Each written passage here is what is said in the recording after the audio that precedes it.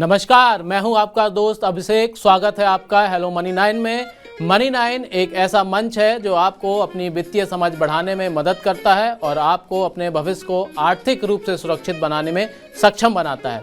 Financial planning करते वक्त कई परेशानियां, मुश्किलें और चुनौतियां आती हैं। इनका समाधान करने के लिए मनी 9 लेकर आया है हेलो मनी 9।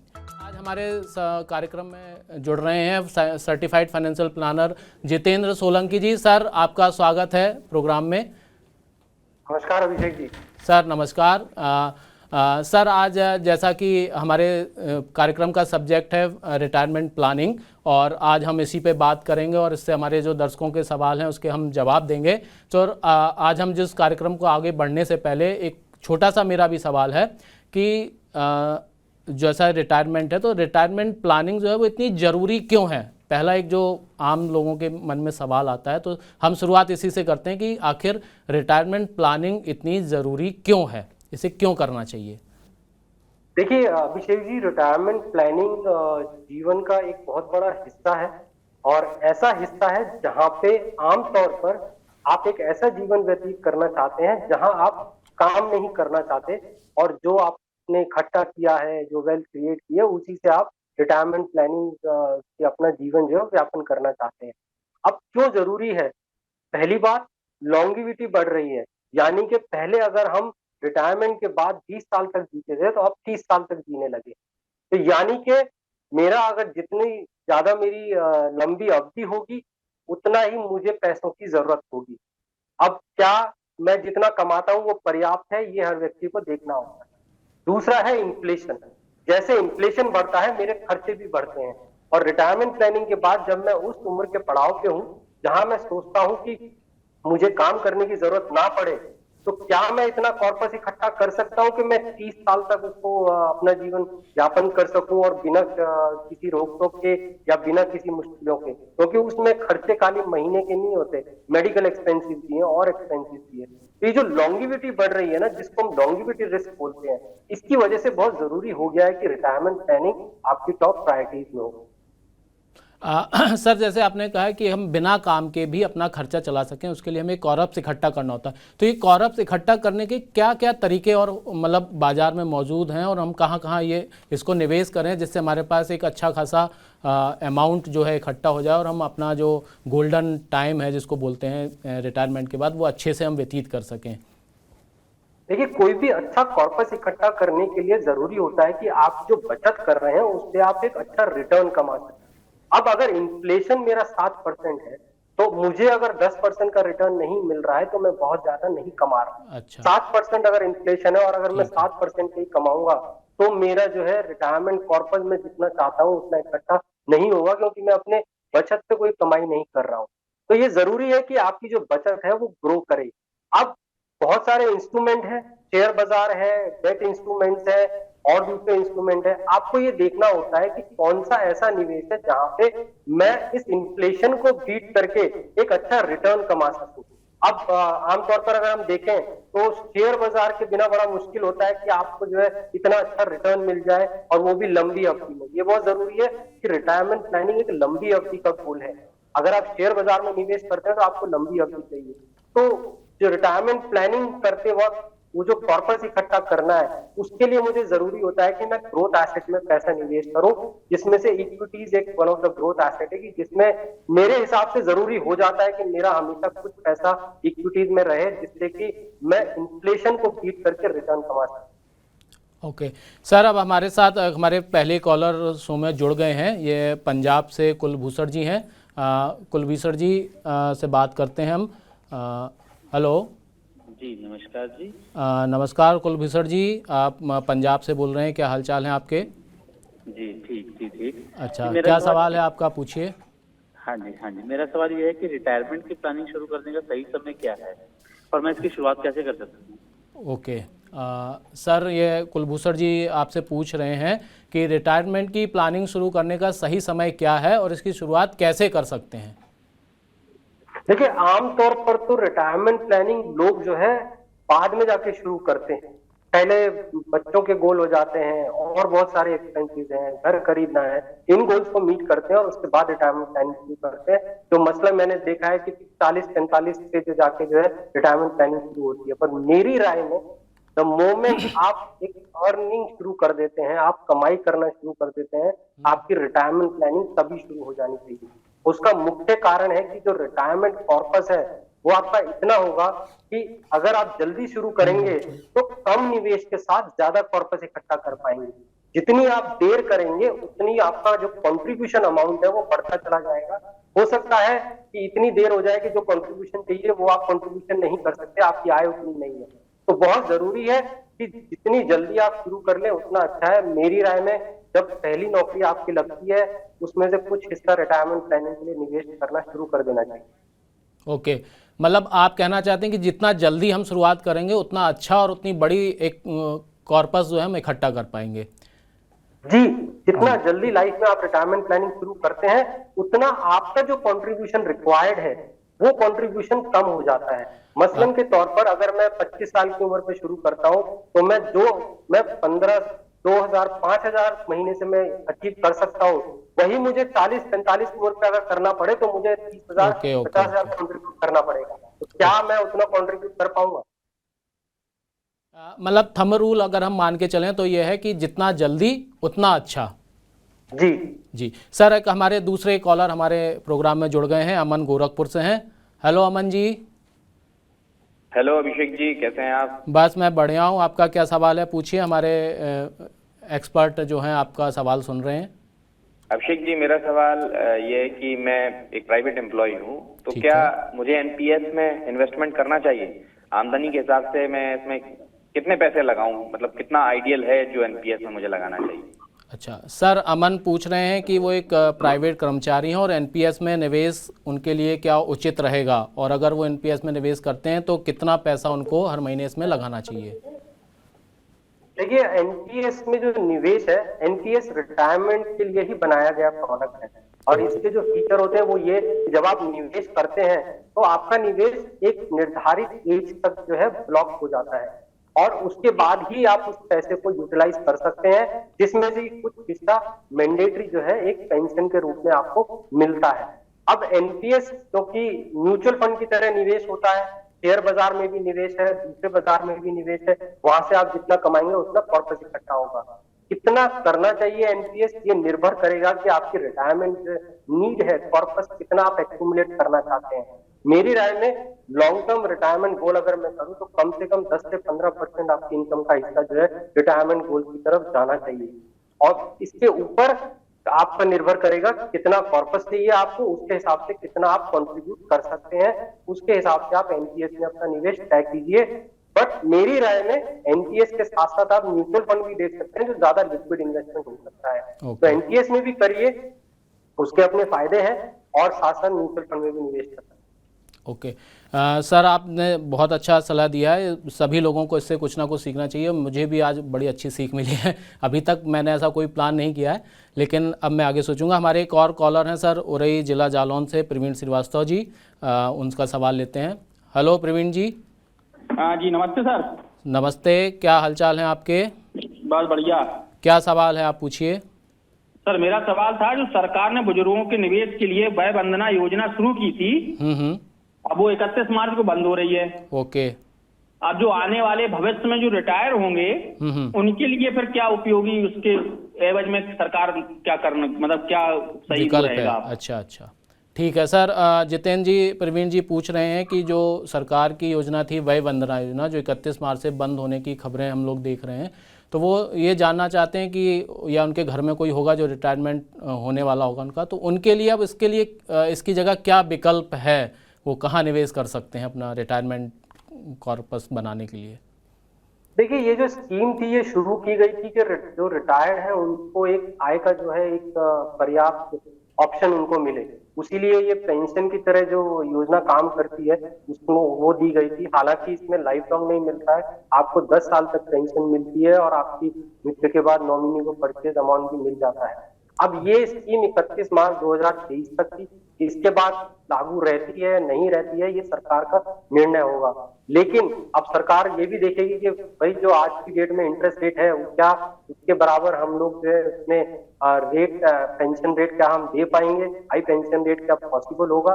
तो उन सब फैक्टर्स को देखते हुए सरकार निर्णय करेगी कि ये ऑप्शन को रखना चाहिए नहीं। अगर ये ऑप्शन बंद होता है तो जो इसका विकल्प है वो आपका एन्युटी प्रोडक्ट होता है। तो इंश्योरेंस कंपनीज के पास एक एन्युटी प्लान होता है जिसमें आप लमसम पे करते हैं, इसी की तरह बना हुआ है और उसमें आपको लाइफ लॉन्ग पेंशन मिलती है।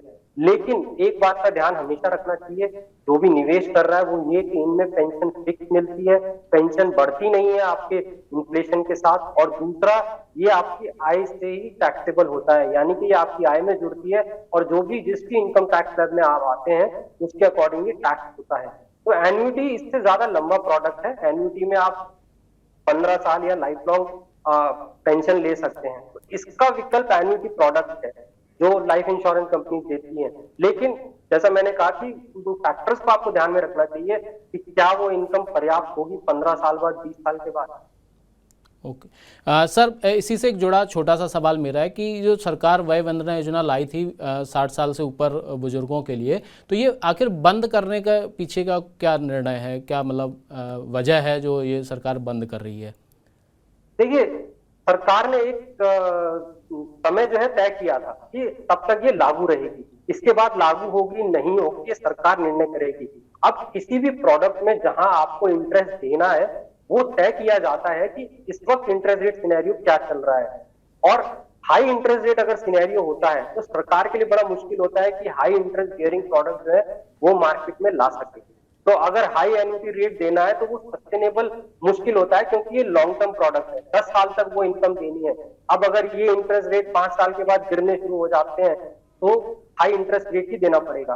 तो ये सब फैक्टर्स हैं जो इम्पैक्ट करते हैं एन्युटी रेट्स को। हालांकि एन्युटी रेट जो है काफी लो रहे हैं, लेकिन मेरी राय में सरकार इन सब फैक्टर्स को देखते हुए डिसाइड करेगी कि ये कंटिन्यू करना चाहिए या नहीं करना चाहिए।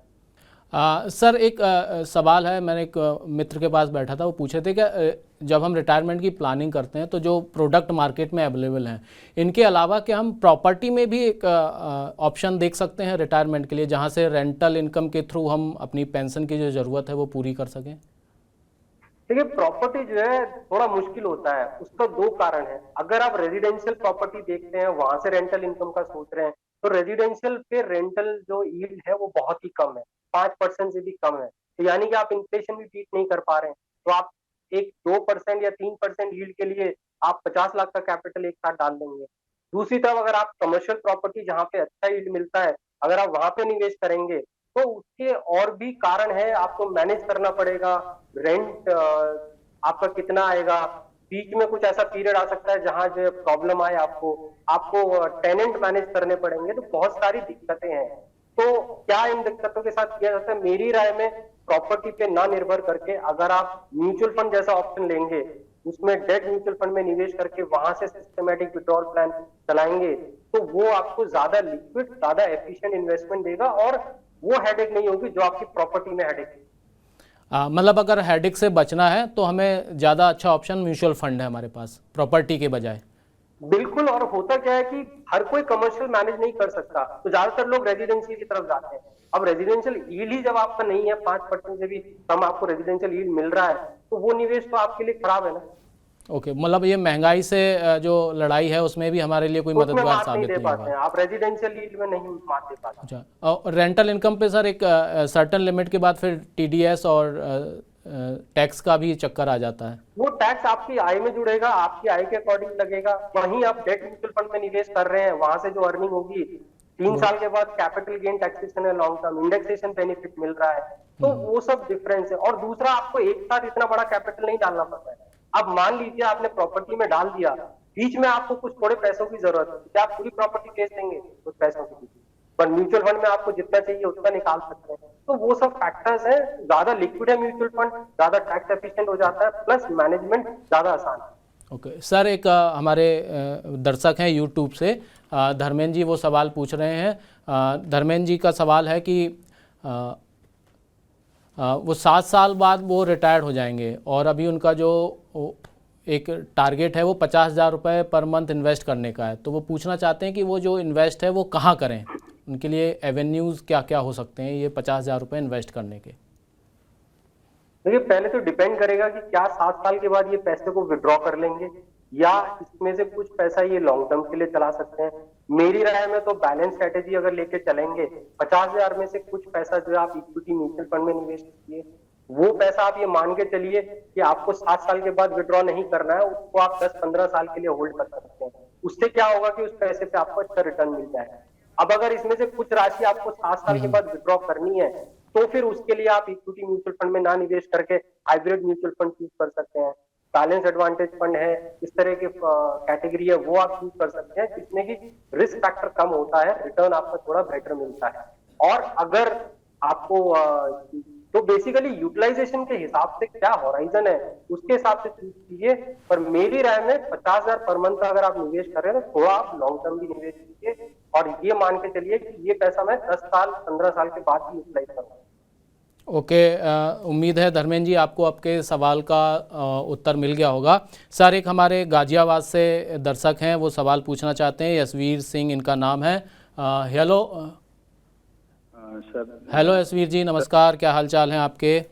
सर नमस्कार, मैं अच्छा हूँ। सर मेरा थोड़ा कंफ्यूजन था, उसे दूर करवाना था मुझे। हाँ सर, इस पूछिए। बार बजट में सीनियर सिटीजन सेविंग स्कीम में निवेश की जो सीमा है वो 15 लाख से बढ़ाकर 30 लाख कर दी गई। ठीक है, तो ये निवेश के लिए सीनियर सिटीजन सेविंग स्कीम कैसा विकल्प है, मैं ये जानना चाहता हूँ।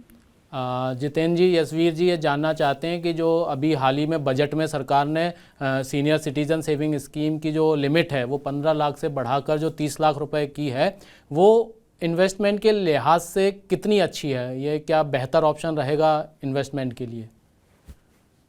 सीनियर सिटीजन सेविंग स्कीम अगर मैं करंट इंटरेस्ट रेट देखूं जो 8.1 हो चुका है तो अच्छा ऑप्शन है।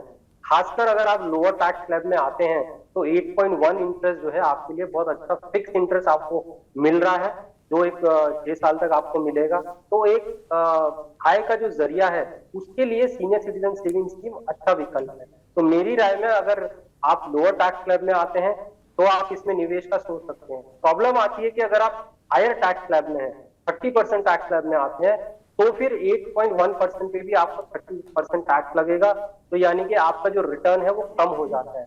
वहां पे फिर हम म्यूचुअल फंड जैसा ऑल्टरनेटिव ऑप्शन देखते हैं कि क्या वहां पे मैं ज्यादा कमा सकता हूँ। तो मेरी राय में कुछ हिस्सा, क्योंकि हमेशा एक फिक्स इनकम ऑप्शन में होना चाहिए, उस फिक्स इनकम ऑप्शन में सीनियर सिटीजन सेविंग स्कीम एक अच्छा विकल्प है। यशवीर जी, जितेंद्र जी कह रहे हैं आपके लिए एक अच्छा ऑप्शन ये हो सकता है, तो आप इस पे विचार कर सकते हैं। सर, एक कमेंट आया है यूट्यूब पे, अभी हमने वय वंदना योजना पे जो बात की उसमें एक कमेंट करके पूछा जा रहा है कि अगर ये योजना बंद हो जाएगी तो इस पे जिन लोगों ने निवेश किया है क्या उन पर कोई असर पड़ेगा इसके बंद होने से, या उनको जो बेनिफिट्स हैं वो मिलते रहेंगे आगे भी? नहीं, उनको कोई फर्क नहीं पड़ेगा।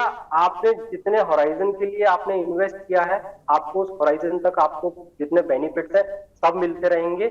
ये सिर्फ नया निवेश बंद हो रहा है। जिन्होंने ऑलरेडी निवेश किया, एक दिन पहले भी अगर आपने निवेश किया होगा तो आपको पूरा बेनिफिट इसकी टर्म तक आपको मिलेगा। मतलब अगर 31 मार्च को भी जो लास्ट डेट है इसके बंद होने की, उस दिन भी अगर कोई इसको सब्सक्राइब करता है तो उसके जो बेनिफिट्स हैं इस समय वो उसको अगले 10 साल तक मिलते रहेंगे। जी, अगर आपने 31 मार्च को भी निवेश किया है और एप्लीकेबल है निवेश, तो आपको पूरे बेनिफिट मिलेंगे इसकी टर्म तक। एग्जिस्टिंग पॉलिसीज पे कोई फर्क नहीं है। जो पॉलिसी अगर बंद होती है, कोई भी इंश्योरेंस पॉलिसी बंद होती है तो नया निवेश बंद हो जाता है, पुराने निवेश पे उसका कोई असर नहीं। अच्छा सर, एक सहारनपुर से हमारे दर्शक हैं विभोर सिंह जी, वो सवाल पूछना चाहते हैं। हेलो विभोर सिंह जी। हाँ सर, नमस्कार। सर नमस्कार। नमस्कार जी सर, मेरा सर एक सवाल है कि मैंने ना रिटायरमेंट प्लानिंग के लिए 2 अलग-अलग रेजिडेंशियल प्रॉपर्टीज में बैंक से लोन लेकर इन्वेस्ट किया था। ठीक और है। लगभग 30 लाख का वो लोन है जो मुझे चुकाना है बैंक को, और मेरे रिटायरमेंट में लगभग अभी 12 से 13 साल बचे हैं। ठीक तो है। मैं आपसे बस ये मैं जानना चाहता हूँ कि ऐसा कौन सा एक प्रॉफिटेबल इन्वेस्टमेंट प्लान मैं जिसमें पैसा डालूं और मुझे 12 साल के अंदर अंदर जब तक मैं रिटायर हूँ तो मेरे जितने भी EMI हैं वो सारी पे ऑफ हो जाए। तो मुझे थोड़ा सा इसमें गाइड करिए आप। ओके जितेंद्र जी, विभोर जी ये जानना चाहते हैं कि उन्होंने एक रेजिडेंशियल प्रॉपर्टी बाय की है जिसका 30 लाख का लोन उनके ऊपर है, और वो रिटायरमेंट की एज जो उनके पास अभी 12 साल और हैं काम करने के, और वही चाहते हैं कि ये 12 साल के दौरान ही उनका जो लोन है वो ख़त्म हो जाए। तो उसके लिए वो क्या इन्वेस्टमेंट के थ्रू अर्निंग करना चाहते हैं, जिससे वो लायबिलिटी है जो वो उनकी कम हो जाए रिटायरमेंट से पहले पहले। देखिए, बड़ा मुश्किल होता है ये पे ऑफ करना। अब इस तरह से अगर आप कोई इन्वेस्टमेंट देख रहे हैं जहां से मैं कमा सकूं, इतना कमा लूं कि मैं अपना लोन पूरा पे ऑफ कर दूं, क्योंकि डिपेंड करेगा आप अपने रिटर्न पे कितना, अपने इन्वेस्टमेंट पे कितना रिटर्न कमाते हैं। अब 12 साल का निवेश है, 12 साल का होराइजन है। अगर आप ये सोच रहे हैं कि मैं 12 साल के बाद पूरा पे ऑफ करूंगा, तो जो है आप इक्विटी म्यूचुअल फंड में निवेश कर सकते हैं, एक अच्छा कॉर्पस एक्यूमुलेट कर सकते हैं 12 साल के अंदर, और फिर अपने लोन को पे ऑफ कर सकते हैं जितना भी आपका लोन बचेगा। और मेरी राय में आप काफी हद तक उस लोन को आप रीपे कर चुके होंगे 12 साल के अंदर। लेकिन जो अच्छी स्ट्रैटेजी होगी वो ये कि धीरे धीरे करके आप लोन को प्रीपे करते रहें। आप एक ऐसी स्ट्रैटेजी बनाएं जिसमें से कुछ सेविंग का कुछ हिस्सा आप मंथली इसमें निवेश करें, शॉर्ट टर्म फिक्स डिपॉजिट रखा, शॉर्ट टर्म डेट में निवेश करें, और हर साल या हर 2 साल के अंदर कुछ पैसा आप रीपे करते चले जाएं। इससे क्या होगा, आप लोन को पहले रीपे कर देंगे। अगर आप वो सेट ऑफ करने का सोचेंगे कि मैं इन्वेस्टमेंट पे इतना रिटर्न कमा लूं, मैं 12 साल के अंदर जो है पूरा लोन रीपे कर दूंगा, तो बड़ा मुश्किल होगा इस तरह से सेट ऑफ करना। तो अच्छी स्ट्रैटेजी ये होगी कि कुछ निवेश जो है आप मंथली सिर्फ इसी पर्पस के लिए रखते हैं कि इससे मैं अपना धीरे धीरे करके लोन रीपे करता रहूंगा। तो आप 12 साल से पहले अपना लोन रीपे करने का सोच सकते हैं, और 12 साल के लिए अगर कोई निवेश करना है तो इक्विटी म्यूचुअल फंड की तरफ भी। उम्मीद है विभोर जी आपको जितेंद्र जी की बात समझ में आई होगी। आप म्यूचुअल इक्विटी फंड जो है वो एक आपके लिए ऑप्शन बता रहे हैं। सर, एक अगला कॉलर हमारा मेरठ से है, ये आंचल जी हैं। आंचल जी से बात करते हैं। हेलो आंचल जी। नमस्ते सर। नमस्ते। क्या सवाल है आपका? सर, मुझे जमीन के मुआवजे के 50 लाख मिले हैं। मेरे दोस्त जो हैं वो कह रहे हैं कि डेट फंड में निवेश कर दो, पर सर मुझे तो एफडी पता है, तो मैं पूछना चाह रही थी कि कौन सा विकल्प बेहतर रहेगा, क्या डेट फंड एफडी से बेहतर है? सर, आंचल जी मेरठ से पूछ रही हैं कि उनको कृषि ज़मीन है बेचने से 50 लाख रुपए मिले हैं, और उनके जो रिलेटिव हैं, जानकार हैं, वो उन्हें डेट फंड में इन्वेस्टमेंट करने की सलाह दे रहे हैं, जबकि उनका जो पारंपरिक हमारा टूल है इन्वेस्टमेंट का, एफडी, उनको ज़्यादा पसंद है। तो वो कंफ्यूज हैं इस बार कि एफडी ज़्यादा अच्छा है या डेप्थ म्यूचुअल फंड है। तो थोड़ा सा आप उसमें उनका मार्गदर्शन करिए सर। देखिए, एफडी के ऑल्टरनेटिव में डेट म्यूचुअल फंड बड़ा अच्छा विकल्प है अगर आप 3 साल से ज्यादा का आपका होराइजन है। उसमें क्या होता है कि एफडी का जो इंटरेस्ट है 3 साल के बाद भी आप उस पर इनकम टैक्स पे करते हैं एज एन इंटरेस्ट, जो आपकी इनकम में ऐड होता है। तो अगर आप 30% टैक्स स्लैब में है तो 30% पे करते हैं। वहीं पे डेट म्यूचुअल फंड 3 साल के बाद जहां होल्डिंग पीरियड हो जाता है, लॉन्ग टर्म कैपिटल गेन लगता है, इंडेक्सेशन बेनिफिट मिलता है, और उसके बाद 20% टैक्स पे होता है, जो कि कंपैरिजन में कम टैक्स पे लायबिलिटी आएगी आपकी डेट म्यूचुअल फंड में। तो होराइजन पे बहुत कुछ डिपेंड करता है। अगर आपका 3 साल से ज्यादा का होराइजन है तो मेरी राय में डेट म्यूचुअल फंड अच्छा विकल्प है। लेकिन क्योंकि आपने कभी निवेश किया नहीं है, तो आप ये कर सकते हैं कि कुछ आप डेट म्यूचुअल फंड में निवेश करें, कुछ आप फिक्स डिपॉजिट में रखें। 3 साल के बाद आप देखें, अगर आपको अच्छा लगा, आपको टैक्स लायबिलिटी कम लगी, तो आप फ्यूचर में निवेश जो है डेट म्यूचुअल फंड में बढ़ा सकते हैं। तो पूरा का पूरा निवेश ना करके आप थोड़ा अभी भी एफडी में निवेश करें, एफडी के रेट आपको अच्छे मिल रहे हैं आज की डेट में, और थोड़ा डेट म्यूचुअल फंड की तरफ करें। आंचल जी, अभी सर ने बताया कि एफडी में इस समय जो रेट हैं वो बहुत अच्छे हैं, आकर्षक हैं, और आगे उम्मीद की जा रही है कि अप्रैल में फिर से एक बार शायद रेट इंक्रीज़ हो सकते हैं।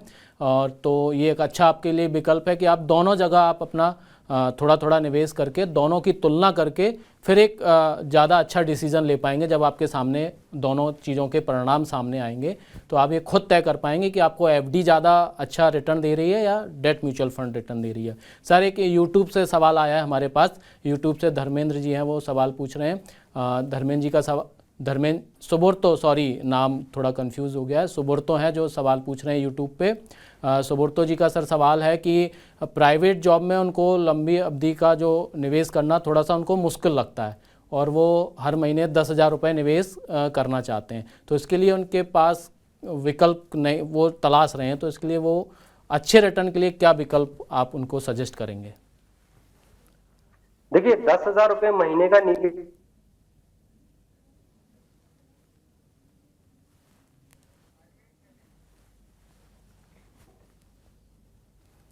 जी लगता है कोई टेक्निकल प्रॉब्लम है सर, आवाज़ आपकी। जी, अब आ रही है आवाज? हाँ हाँ, अब आ रही है अब। तो 10,000 रुपये महीना इनको निवेश करना है। अगर लंबी अवधि है, 10-15 साल का होराइजन है, तो ये इक्विटी म्यूचुअल फंड में निवेश कर सकते हैं।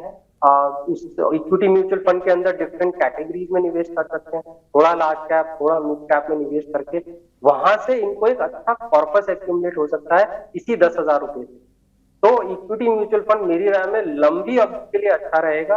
अगर आप पीपीएफ में निवेश करते हैं तो थोड़ा पब्लिक प्रोविडेंट फंड की तरफ भी देख सकते हैं, वो भी अच्छा विकल्प है डेट कैटेगरी के अंदर।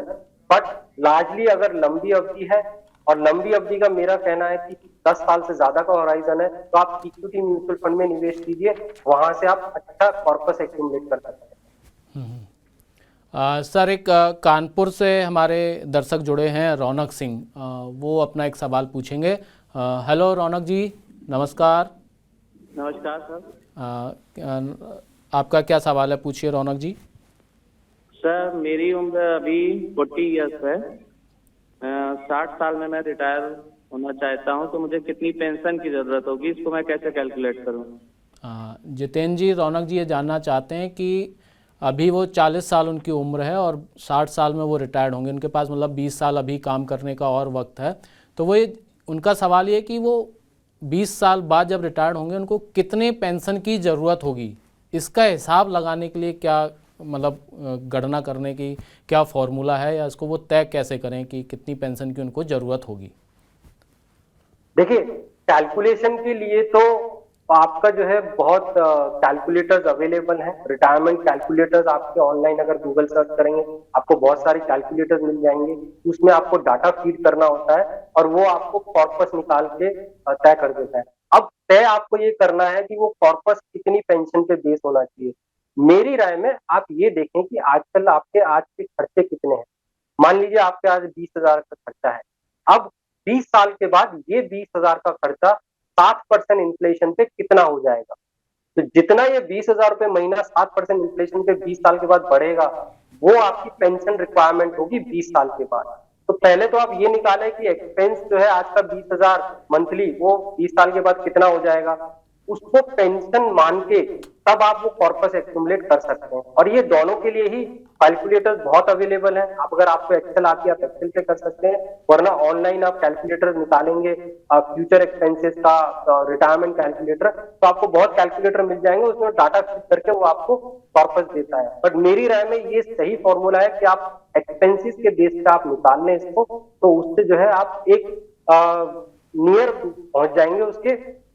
बट ये आपको हर टाइम टू टाइम रिव्यू करना होता है बेस्ड ऑन कि आपके एक्सपेंसेस कैसे बढ़ रहे हैं, रिटायरमेंट के नजदीक कितने एक्सपेंसेस हो जाएंगे, टाइम टू टाइम आप रिव्यू कर सकते हैं। अगर मैं सर इस सवाल को थोड़ा सा और एलोबरेट करूं और मैं अपने आप से जोड़ूं इसको, तो मैं ये जानना चाहूँगा कि अगर मेरा जो इस वक्त महीने का खर्च है उस हिसाब से मैं 20 साल बाद का कैलकुलेट करूं, या उसमें थोड़ा सा जो महंगाई का वो उसको भी उसमें ऐड करके फिर कैलकुलेट करूं? देखिए महंगाई तो होगी, महंगाई तो होगी। तो आज अगर आपका जैसे मैंने कहा 20,000 रुपये महीने का खर्चा है, आप इसको 7% ईयरली ग्रोथ पे कैलकुलेट करें, क्योंकि 7% इन्फ्लेशन रेट हम लेके चल रहे हैं। तो 7% इन्फ्लेशन के हिसाब से कितना ये 20,000 रुपये महीना 20 साल के बाद हो जाएगा। ये हो सकता है 20,000 जो है 1 लाख रुपया हो जाए, 1,20,000 रुपया हो जाए, तो 1,20,000 मंथली हो जाए। तो ये 1,20,000 जो मंथली होगा वो पेंशन आपको उस टाइम पे जरूरत होगी। तो यानी कि मुझे उस टाइम पे 1,20,000 रुपये महीने की रिक्वायरमेंट होगी। अब वो कितने साल के लिए मुझे चाहिए, क्या मैं 25 साल जिंदा रहूंगा, 30 साल जिंदा रहूंगा, और उस टाइम उसके बाद भी वो इन्फ्लेशन से बढ़ती रहेगी। तो उस तरीके से रिटायरमेंट का जो है कैलकुलेट होता है और आपको बहुत ज्यादा मेहनत करने की जरूरत नहीं पड़ती। आपको सिर्फ फिगर डालने हैं, रिटायरमेंट कैलकुलेटर्स अवेलेबल है। आप किसी भी इंश्योरेंस कंपनी, किसी भी पर्सनल फाइनेंस कंपनी है, और जितने ही आप गूगल पे सर्च करेंगे आपको कैलकुलेटर मिल जाएंगे। आप कोई भी कैलकुलेटर उठा लीजिए और उस कैलकुलेटर से आप ये आसानी से कैलकुलेट कर सकते हैं कि मुझे अगर 1,20,000 रुपये मंथली 30 साल के बाद मेरे को पेंशन चाहिए 30 सालों के लिए, तो मुझे कितना कॉर्पस इकट्ठा करने की जरूरत है? सर, जो हम कॉर्पस इकट्ठा करते हैं इसी से हमें हर मंथली हमारी पेंशन मिलती है, तो जब हम नहीं रहते हैं तो वो जो कॉर्पस बचता है वो हमें वापस मिल जाता है या वो लैप्स हो जाता है?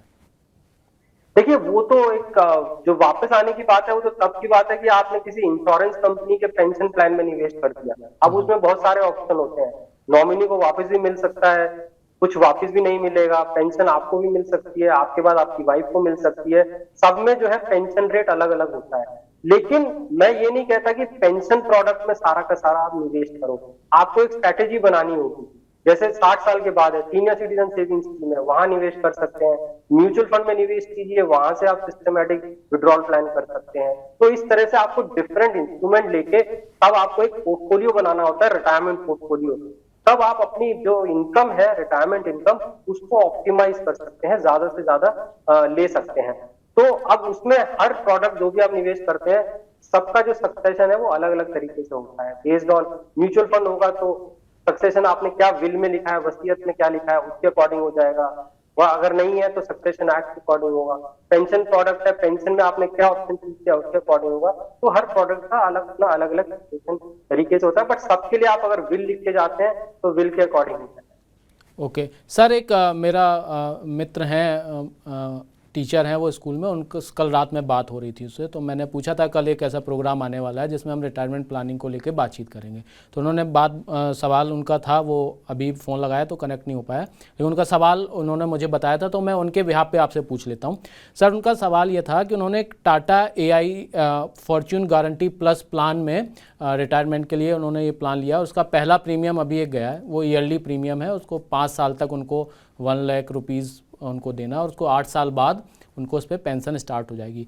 तो वे जानना चाह रही थी कि जो कमिटमेंट कंपनी ने उनके साथ किया है, जो वो कितना फुलफिल रहता है या कितना उस पर विश्वास किया जा सकता है, और क्या इससे अच्छा भी कोई प्लान है मार्केट में अवेलेबल।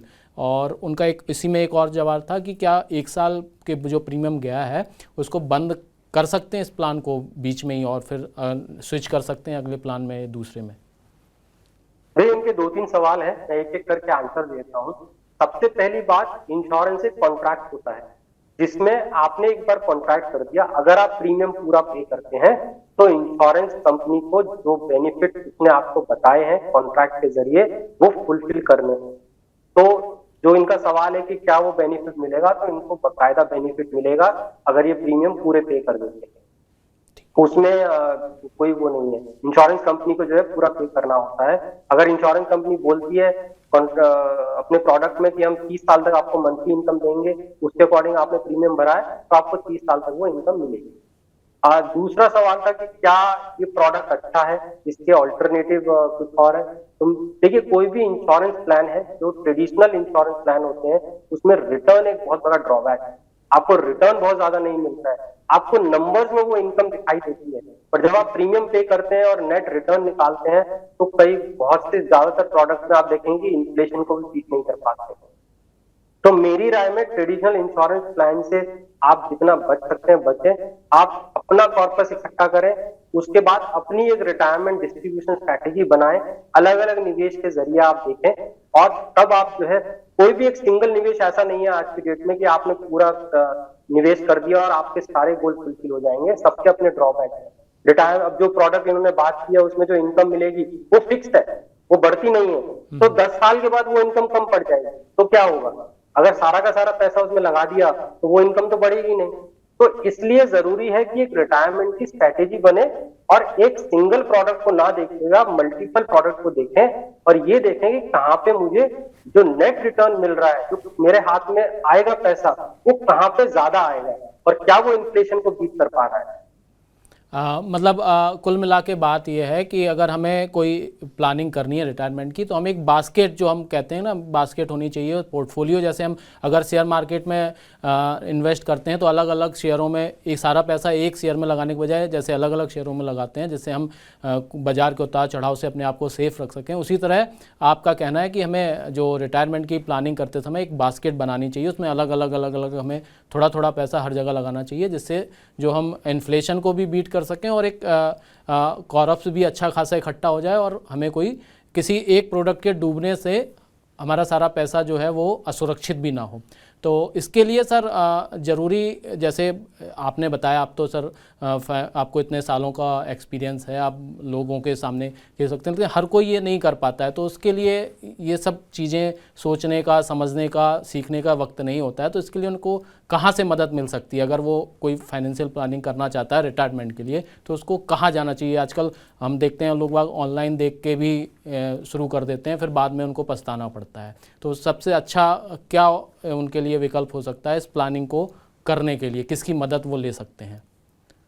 देखिए, सबसे पहला तो बहुत सारे, जब आप ऑनलाइन सर्च करते हैं तो आपको पहला ऑप्शन दिखाई देता है कि ये प्रोडक्ट बहुत अच्छा है, आप इसमें निवेश कीजिए, आपकी पूरी रिटायरमेंट प्लानिंग हो जाएगी। इस तरह के दावे किए जाते हैं। मेरी राय में ऐसे दावों पे जो है विश्वास ना किया जाए आपको, क्योंकि कोई भी ऐसा सिंगल प्रोडक्ट नहीं है जहां आप पूरा निवेश कर दें और आपकी पूरी 30 साल की रिटायरमेंट नीड मीट हो जाएगी। हर प्रोडक्ट के अपने प्रोज एंड कॉन्स होंगे, उसको समझना बहुत जरूरी है। अब क्योंकि हर निवेशक ये चीजें नहीं समझ सकता, तो मेरी राय में अगर कोई भी निवेशक रिटायरमेंट पोर्टफोलियो क्रिएट करना चाहता है तो आज की डेट में सेबी रजिस्टर्ड इन्वेस्टमेंट एडवाइजर है। यानी कि कोई भी अगर इन्वेस्टमेंट एडवाइस देना चाहता है किसी को भी, तो उसको सेबी के साथ पंजीकृत होना पड़ता है और कुछ अपने कंप्लायंस होते हैं, कुछ रेगुलेशन होते हैं जो हमें फॉलो करनी पड़ती है। तो अगर आपको एडवाइस चाहिए तो आप SEBI registered investment adviser, SEBI की वेबसाइट से आपको इंफॉर्मेशन मिल जाएगी। वहां पे एक एसोसिएशन है, ARIA association of registered investment adviser, वहां से इंफॉर्मेशन मिल जाएगी कि कौन कौन सेबी रजिस्टर्ड इन्वेस्टमेंट एडवाइजर है। आप उनको अप्रोच करें, आपको फी पे करना होगा, वो फी पे करें और आपको इन्वेस्टमेंट एडवाइजर पूरी स्ट्रैटेजी विद प्रोडक्ट के साथ आपको बना के दे देंगे। उसके बाद आपको जो है साल टू साल या जब भी आप रिव्यू करना चाहें आप रिव्यू कर सकते हैं। तो मेरी राय में सेबी रजिस्टर्ड इन्वेस्टमेंट एडवाइजर को अप्रोच करें, वहां से आपको सही इंफॉर्मेशन मिलेगी और अनबायस्ड एडवाइस मिलेगी। अगर आप केवल ऑनलाइन पे निवेश करना चाहेंगे तो मेरी राय में फिर आप गलत निर्णय ज्यादा ले लेंगे, क्योंकि जब भी हम सर्च करते हैं तो सबसे पहले वही आता है कि रिटायरमेंट प्लानिंग अगर आपको करनी है तो ये प्रोडक्ट है, इसमें पूरा निवेश कीजिए, आपकी पूरी रिटायरमेंट प्लानिंग हो जाएगी, जो नहीं हो सकती हम जानते हैं। सर, जैसे ऑनलाइन आजकल हम देख रहे हैं कितने फ्रॉड्स हो रहे हैं लोग, तो इसलिए दर्शकों से ये हमारा आग्रह होगा कि आप भी जब भी फाइनेंशियल प्लानिंग, रिटायरमेंट प्लानिंग करें तो सर ने जो कहा है वो सेबी रजिस्टर्ड, आप ऑथेंटिक जो हमारे एक्सपर्ट्स हैं उन्हीं की सलाह लें। और हमेशा ये आप ऑनलाइन पे आंख बंद करके बिल्कुल भरोसा ना करें, क्योंकि जिस तरह के हम माहौल में रह रहे हैं, डिजिटल होते भारत में हम रह रहे हैं, यहाँ डिजिटल में आपके फ्रॉड भी उतनी तेज़ी से बढ़ रहे हैं। तो सबसे ज़रूरी है कि आप सबसे पहले ये सुनिश्चित करें कि आपका जो फाइनेंशियल प्लानर है, जो आपको सलाहकार है, वो एक सेबी रजिस्टर्ड है। आप उसी पे भरोसा करें और उसके कहने पर ही आप आगे बढ़ें। अगर आगे आपको कोई समस्या, प्रॉब्लम होती है तो वही प्लानर और जो आपका गाइड है वो आपको बचाएगा, ऑनलाइन वाले आपको बचाने नहीं आएंगे। सर, आपका बहुत बहुत शुक्रिया, आप आज हमारे कार्यक्रम में आए और आप दर्शकों के आपने सवालों के जवाब दिए। धन्यवाद अभिषेक। सर, ऐसे ही अभी हमारे दर्शकों के जो सवाल हैं वो लगातार अभी भी आ रहे हैं, लेकिन सर समय है जो हमें मजबूर कर रहा है अपना कार्यक्रम बंद करने के लिए, क्योंकि हमें और भी कार्यक्रम अभी और आगे लाने हैं। तो दर्शकों से निवेदन है कि वो अभी घबराएं नहीं, उनके सवालों के जवाब हम अपने अगले कार्यक्रम में देंगे। उनके सवाल हमारे पास हैं और अगर आप और भी ज़्यादा कोई और सवाल पूछना चाहते हैं तो आप हमारे यूट्यूब पे, फेसबुक पे और हमारे व्हाट्सएप नंबर पर भेजते रहें और हम इसी तरह रोज़ आपके सवालों के जवाब हमारे विशेषज्ञों से, एक्सपर्ट से देने की कोशिश करेंगे। कल दिन शुक्रवार है और कल के दिन हमारा जो हेलो मनी 9 का प्रोग्राम है वो शेयर बाज़ार पर फोकस्ड है और इसमें आप अपने शेयर बाज़ार से रिलेटेड कोई भी क्वेरीज़ हैं, सवाल हैं, समस्या है, परेशानी है तो वो पूछ सकते हैं। उसमें हमारे गेस्ट आपके हेल्प करेंगे और आप हमारे साथ जुड़े, आपने हमें अपना कीमती वक्त दिया, उसके लिए आपका बहुत बहुत धन्यवाद। और आप मनी 9 के साथ ऐसे ही बने रहें। आप हमारे मनी 9 ऐप को भी डाउनलोड करें, आप हमारे यूट्यूब पे हमारे चैनल को भी सब्सक्राइब कर सकते हैं और वहाँ अपने जो फाइनेंशियल रिलेटेड प्रोग्राम्स के आप अपनी समझ को बेहतर बना सकते हैं, क्योंकि समझ है तो सहज है।